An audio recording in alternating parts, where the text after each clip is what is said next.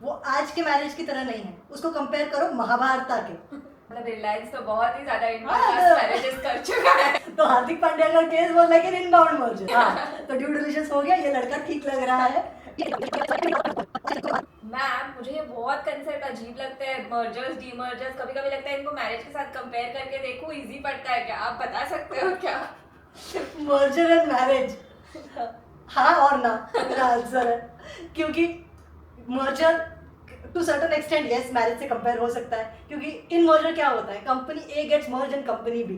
तो जैसे कंपनी ए है, उसका एग्जिस्टेंस खत्म हो जाता है, कंपनी बी में it gets an integral part of company B. जैसे लड़की है, वो शादी होने के बाद अपने ससुराल में जाती है and she becomes N integral part of the family of the husband, तो वो है मर्जर। पर वो आज के मैरिज की तरह नहीं है, उसको कंपेयर करो महाभारत के, जहाँ 5 पांडवों ने एक द्रौपदी से शादी की थी। क्योंकि मर्जर में ऐसा मैंने मर्जर्स देखे हैं जहाँ 100 कंपनी एक कंपनी में मर्ज हो गई है, या बहुत सारी कंपनी एक कंपनी में मर्ज हो गई है, तो उसको एकदम डायरेक्टली कंपेयर नहीं कर सकते हैं मैरिज से। भी नहीं है इधर।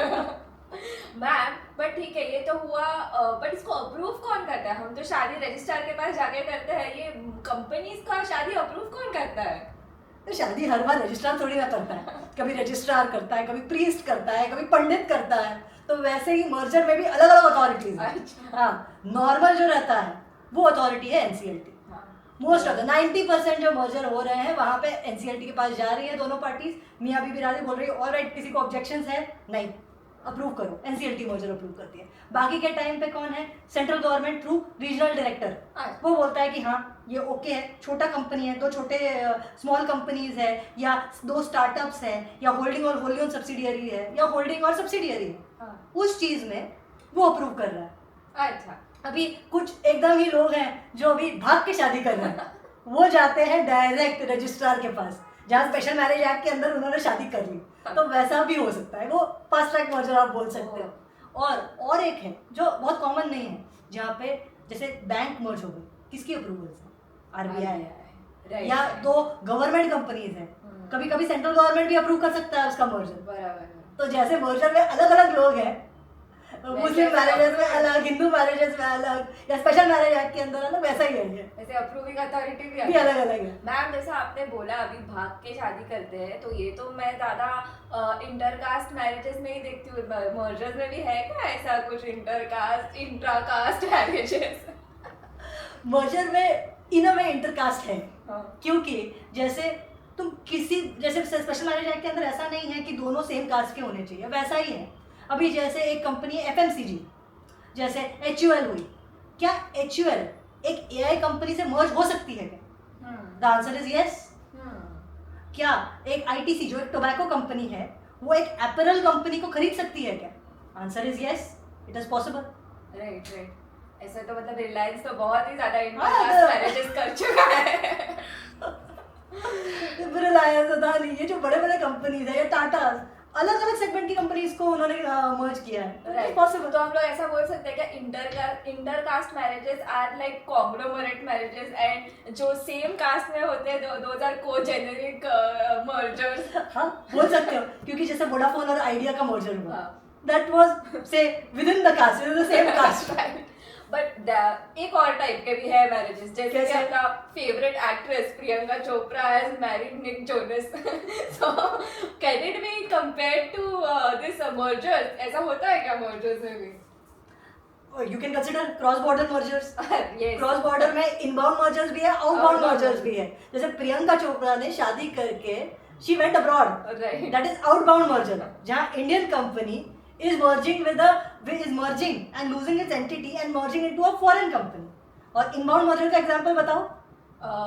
हार्दिक पांड्या, नताशा, बट उन्होंने तो डिवोर्स लिया, बट यस हो सकता है। तो हार्दिक पांड्या का केस वो like an inbound merger, right, जहाँ फॉरेन एंटिटी इंडियन एंटिटी के साथ मर्ज हो रही है। हाँ, राइट। और अभी जेप्टो का एग्जांपल लोगे तो जेप्टो ने अपनी उसको बोलते हैं किराना कार्ड, अच्छा, वो उसकी जो foreign entity, it had a Singapore based holding company, तो वो होल्डिंग कंपनी को इंडिया में लाके इंडियन सब्सिडियरी से मर्ज कर दिया।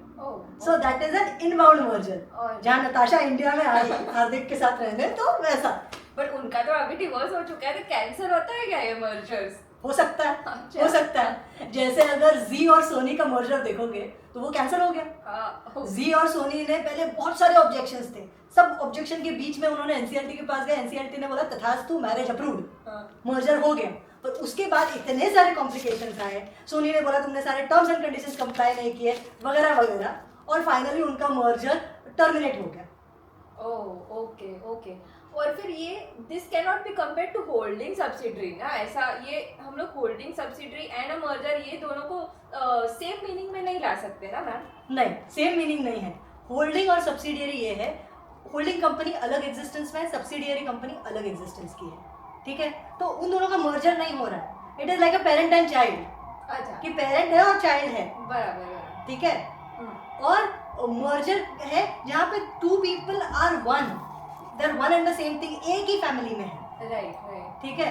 जैसे होल्डिंग कंपनी सब्सिडियरी के शेयर्स होल्ड करती है, बराबर, ठीक है, या उसके बोर्ड ऑफ डायरेक्टर्स को कंट्रोल करती है, but it is not the same as subsidiary. Subsidiary का बोर्ड ऑफ डायरेक्टर अलग, होल्डिंग का अलग, अलग। वैसा नहीं है मर्जर में। राइट, मर्जर में जब जैसे अभी रिलायंस ने जियो हॉटस्टार मर्जर हुआ, हाँ, तो जियो और हॉटस्टार अलग एंटिटी नहीं रही है, it is one, it is the same company which is having Jio Hotstar as a joint platform, बराबर, but subsidiary is a separate legal separate entity. Right right. फिर मैम अभी कैसा कैसा अभी मैरिजेस में भी फर्स्ट एंगेजमेंट होता है, फिर मैरिज होता है, इसमें भी I think they have 2 stages if I am not wrong. Correct correct, इसमें भी 2 स्टेजेस होते हैं। जैसे अभी आप शादी के लिए पहले डिसाइड करते हो कि अरे बाबा मैं सर्च कर रही हूँ किससे शादी करूँ, अलग अलग लोगों से मिलते हो, फाइनली पेरेंट्स बोलते हैं कि हाँ ये लड़का ठीक लग रहा है। That is I think we can relate it to the due diligence, the Yes, company ये लड़का ड्यू ठीक- डिलिजेंस करती है। हाँ, तो ड्यू डिलिजेंस हो गया, ये लड़का ठीक लग रहा है,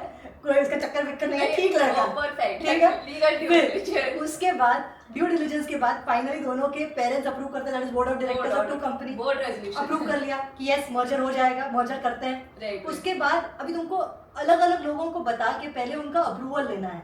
जैसे ग्रैंड पेरेंट्स हुए तो उनका आपको कंसर्न लेना है कि बाबा ये मैंने चूज किया है, इससे मैं आगे बढ़ रही हूँ। तो ग्रैंड पेरेंट्स को ऑब्जेक्शन हो सकता है, वो फैमिली ठीक नहीं, मेरे को ये नहीं, मैंने दूसरा ही चूज करके रखा है, ठीक है। तो वैसा, तो मर्जर का भी 2 स्टेजेस होते हैं। एक है स्टेज जहाँ एनसीएलटी आपको डायरेक्शंस देती है, और दूसरा है स्टेज जहाँ पे एनसीएलटी अप्रूव करने के पहले ऑब्जेक्शंस देती है।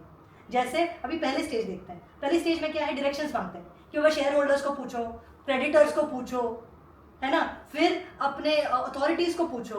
तो इनकम टैक्स हो गया, ऑफिशियल लिक्विडेटर हो गया, या सेबी हो गया, कंपटीशन कमीशन हो गया, राइट, तो ये सारी अथॉरिटीज है, आरडी हो गया, आरओसी हो गया, ये सारी अथॉरिटीज को पूछना है, ठीक है, कि ये हम लोग मर्जर कर रहे हैं, क्या आपको ऑब्जेक्शन है, प्लीज आके बताओ।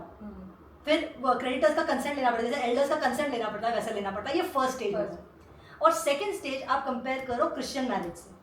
क्रिश्चियन मैरिज में जब प्रीस्ट बोलता है, प्रीस्ट शुरू करता है, तो वो क्या पूछता है, anyone has objection speak now और फॉरएवर कीप योर पीस। वैसे ही एनसीएलटी पूछता है, फाइनल जब अप्रूव कर रहा है, सैंक्शन दे रहा है एनसीएलटी, तो वो पूछेगा कि does anybody have objection, does a creditor have objection, does a share holder have objection, does the authority have objection. तो किसी मैटर में सेबी आ जाता है, जैसे जी में आया था कि वी हैव एन ऑब्जेक्शन, कहीं कहीं इनकम टैक्स आ जाता है कि आई हैव एन ऑब्जेक्शन। तो वैसे सारे ऑब्जेक्शन को कंसीडर करके देन एनसीएलटी डिसाइड कि okay I will approve the marriage or they may not, they may or they may not, which is different. जैसे अभी शादी में भी अपने पेरेंट्स का अप्रूवल इज एक्सट्रीमली इम्पोर्टेंट, वैसे मुझे लगता है कि मर्जर मैटर्स में भी आरडी का approval is important. Am I right or am I wrong?